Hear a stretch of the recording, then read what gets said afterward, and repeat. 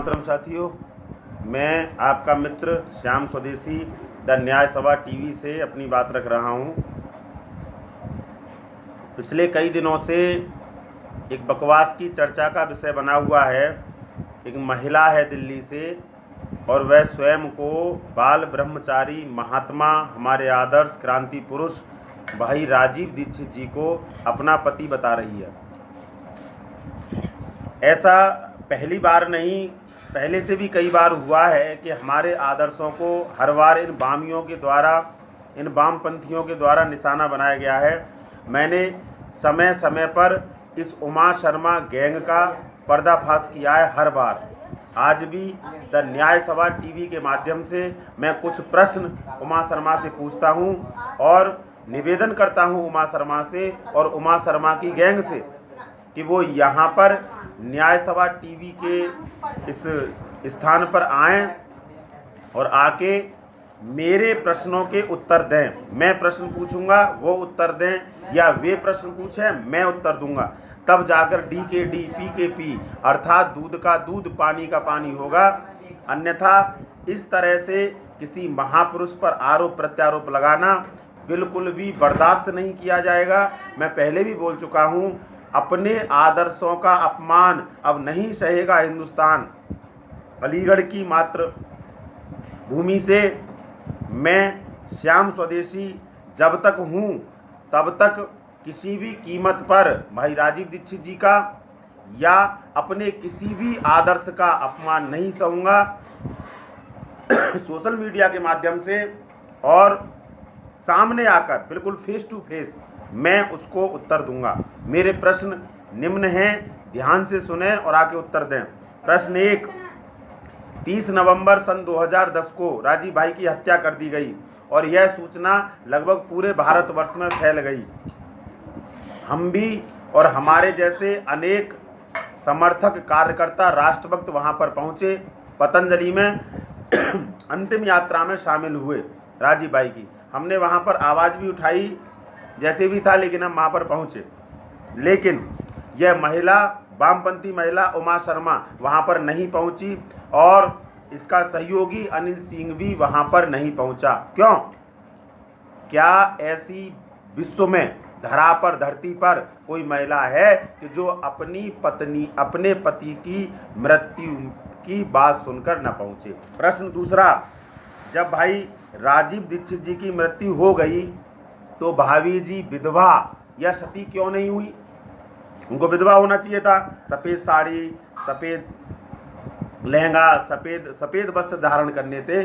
उनको विधवा हो जाना चाहिए था या सती हो जाना चाहिए था, जो व्यवस्था थी। लेकिन न तो उमा शर्मा विधवा हुई, न उमा शर्मा सती हुई। जब भी वो जंतर मंतर पर 30 नवंबर को आती है तो सभी भाई जानते हैं कि सारे श्रृंगार करके आती है, इत्र की खुशबू लगा के आती है, उसमें वैधव्य का एक भी लक्षण दिखाई नहीं देता।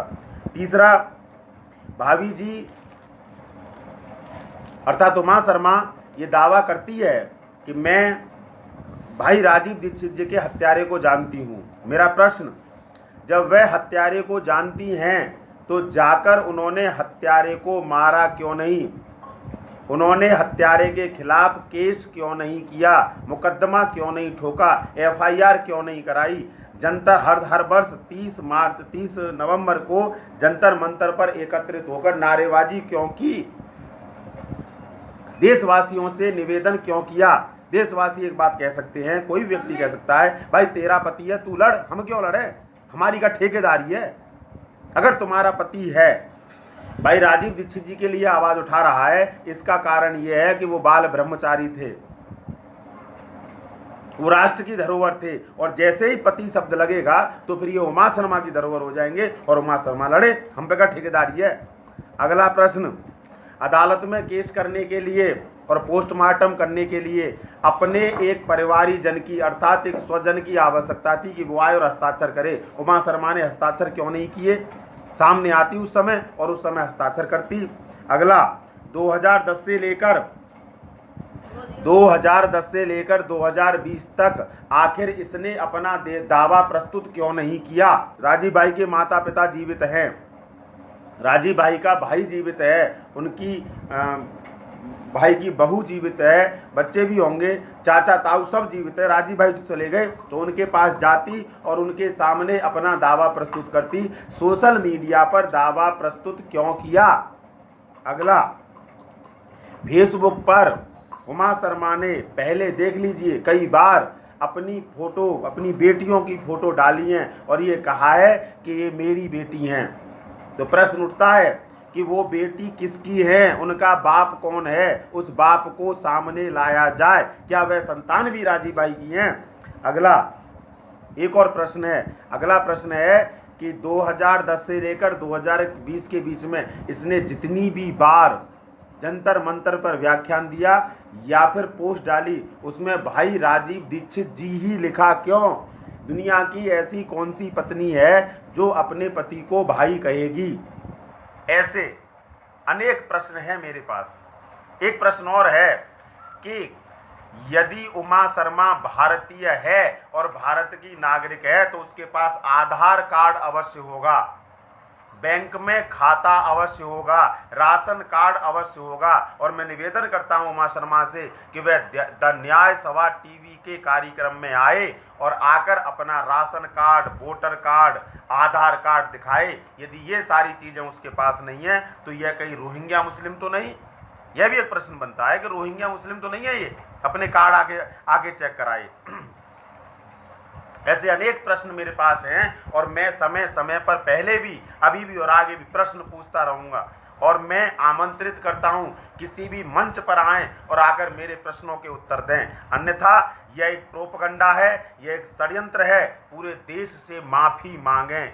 आपने एक ब्रह्मचारी का अपमान किया है और इसको हिंदुस्तान नहीं सह सकता है। कुछ कायर, नपुंसक, राष्ट्रभक्त ऐसे रहे होंगे जो सह सकते हैं, मेरे जैसा व्यक्ति तो बिल्कुल भी सहन नहीं कर सकता है, वह निरंतर पूछेगा।